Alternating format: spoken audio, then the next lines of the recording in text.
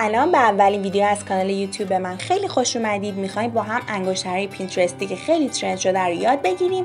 پس بریم سراغ آموزشش. من برای ساخت این انگشتر از خمیر هواخوش یا خمیر کلی استفاده کردم.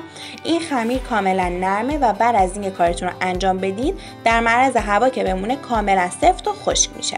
یه تیکه از خمیرم رو همونطور که میبینید جدا میکنم و میام با استفاده از دستام کاملا ورز میدم خمیرمو و میام خمیرم رو کامل پهن میکنم. میام بهش فرم میدم، میپیچمش دور انگشتم تا سایز دقیق انگشترم رو به دست بیارم. ضربه میزنم رو انگشترم تا یکم خمیرم پهن‌تر بشه. من میخوام انگشترم یکم پهن باشه. خب اضافه خمیر رو جدا میکنم و بهش ضربه میزنم تا انگشترم یک دست در بیاد. بعد از اینکه این کار انجام دادیم میذاریم که یکم خمیر ما خودشو بگیره تا بعداً جزئیاتش رو روش اجرا بکنیم. من خمیرمو میذارم یکم خشک بشه و حالا میخوام یه انگشتر دیگه درست کنم. میام یکم خمیر برمیدارم. این انگشتر قراره تو سایز کوچیک‌تر اجرا بشه. میام خمیرم رو مجدداً با دستام ورزش میدم و با انگشتم شروع میکنم به پهن کردن خمیر. میخوام این انگشترم هم یه حالت پهنی رو داشته باشه. به خاطر همین کامل پهن میکنم و دور انگشتم میپیچم خمیر رو تا اندازه انگشترم رو متوجه بشم. کاملا فرمی که دوست دارم رو در میارم و انگشتر ما باید فرم مستطیلی داشته باشه. وقتی اندازش رو با انگشتمون فیکس کردیم اضافه خمیرمون رو جدا میکنیم و مجددا ضربه میزنیم تا انگشترمون یک دست بشه.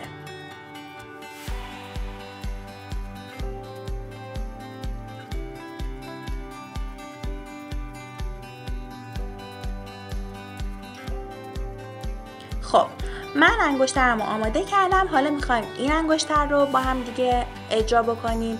میام یه تیکه خیلی کوچیک از خمیرم رو برمیدارم و میام پهنش میکنم. روی انگشتم کاملا فشار میدم تا پهن بشه خمیر و با استفاده از یه دونه چاقو میام یه شیار روی این خمیرم اجرا میکنم. این قسمت قراره که لب اردک ما باشه.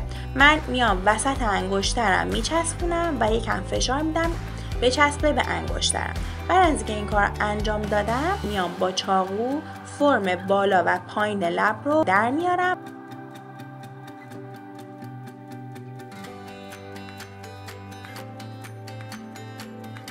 و با استفاده از رنگ آکریلیک زرد میام خود انگشتر رو زرد میکنم. هم خود قسمت روی انگشتر هم داخل انگشتر. کاملا میام همه جای انگشتر رو زرد میکنیم.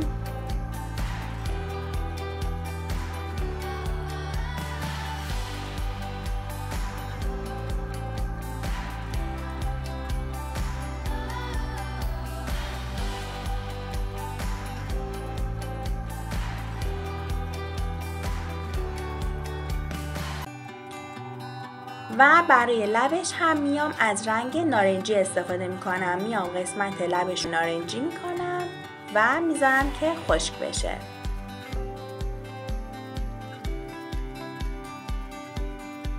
حالا میام با استفاده از رنگ آکریلیک مشکی چشماشو میکشم.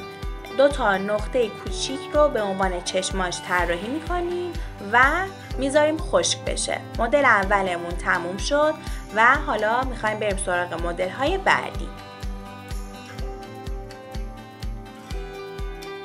حالا میخوایم این مدل رو درست بکنیم. انگشتر طرح پاندا. من انگشترم رو برمیدارم بچه ها. یکم خمیر من خودش رو گرفته. حالا میام 2 تا تیکه خمیر رو به صورت خیلی ریز برمیدارم روی انگشتم پهنش میکنم و میام با استفاده از چاقو اضافهش رو میبرم و حالت گوش پاندا رو براش اجرا میکنم و بعد از این میام این گوش پاندا رو به قسمت بالای انگشتر میچسبونم و فشار میدم تا یکم خشک بشه.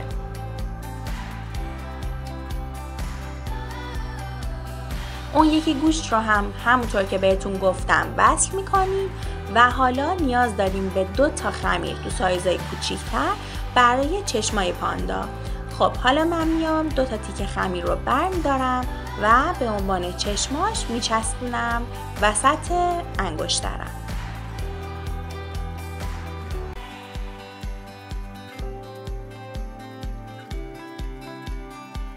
حالا نیاز داریم به 2 تا خمیر کوچیک‌تر از چشماش که بخوایم ازش به عنوان لپ‌های پاندامون استفاده بکنیم.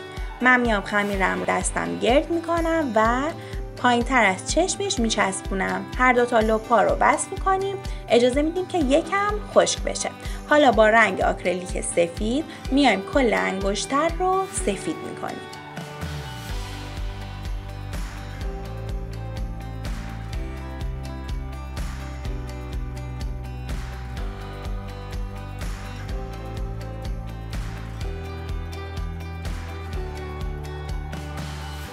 حالا یکم رنگ مشکی برمی‌دارم، میام گوشای پاندا مشکی میکنم و بعد از اینکه گوشا مشکی شد من میام خمیری که به عنوان چشماش گذاشته بودیم رو هم کاملا مشکی میکنم. خب بعد از اینکه چشما و گوشا رو مشکی کردم میام لبش رو طراحی میکنم. بچه ها برای طراحی لب و کلا قسمت صورت انگشترها سعی کنید که از قلم‌های خیلی باریک استفاده کنید و حالا میام 2 تا نقطه سفید برای چشماش میذارم و لپاش رو هم صورتی میکنم. این پاندای ما هم تموم شد. میریم که این انگشترمون رو یاد بگیریم. خمیرم رو از قبل درست کردم، گذاشتم خشک بشه.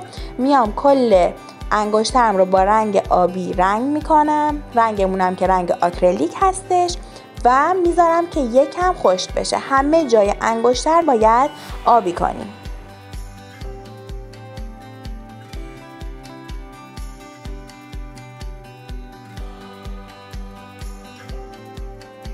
خب حالا میام رنگ آکریلیک زرد رو برمیدارم و توپ های زرد رو کل قسمت های انگشتر میذاریم. ما قراره که گل بابونه طراحی بکنیم و این نقطه های زرد پرچم گلمون هستش و میام با استفاده از رنگ آکریلیک سفید گلبرگای گلم رو همونطور که میبینید طراحی میکنم.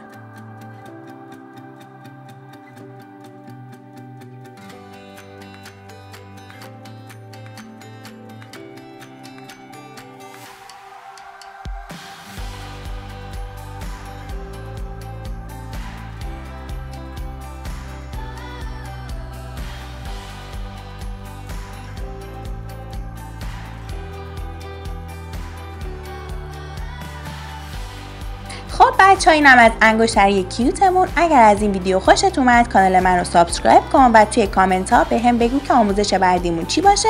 یادت نره که این ویدیو رو هم لایک کنی.